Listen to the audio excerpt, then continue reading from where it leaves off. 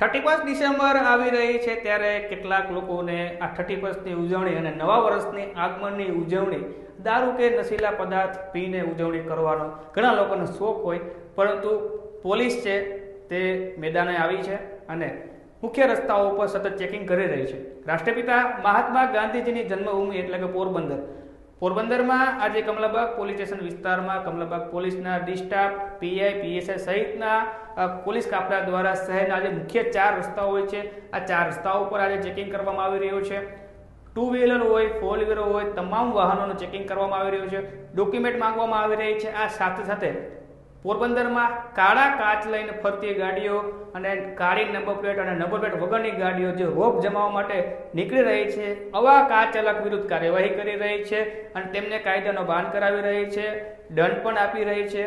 31 ડિસેમ્બરને લઈને પોરબંદર પોલીસ હવે એક્શનમાં આવી છે।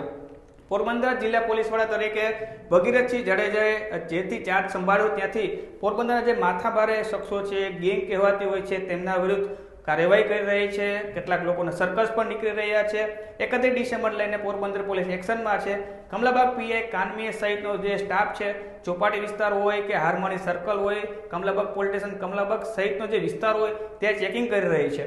31ની ઉજવણી વિવિધ રીતે થતી હોય છે ત્યારે કોઈ નશો કરીને નીકળે છે કે કેમ પોરબંદરમાં દારૂ ઘુસાડવાના પ્રયત્નો થાય છે, તેમના વિરુદ્ધ પણ રોકવાના પ્રયાસો થાય છે। હાલ તો પોલીસ છે તે બ્રેથ એનાલાઇઝરની મદદથી જે પણ લોકો નીકળી રહ્યા છે તેમને ચેકિંગ કરી રહ્યા છે। જે કોઈ આલ્કોહોલિક જો પીધો હોય તો આ બ્રેથ એનાલાઇઝરની મદદથી તેઓ પકડાઈ જાય છે અને તેમના વિરુદ્ધ જે પણ કાર્યવાહી થતી હોય તે કરવામાં આવશે।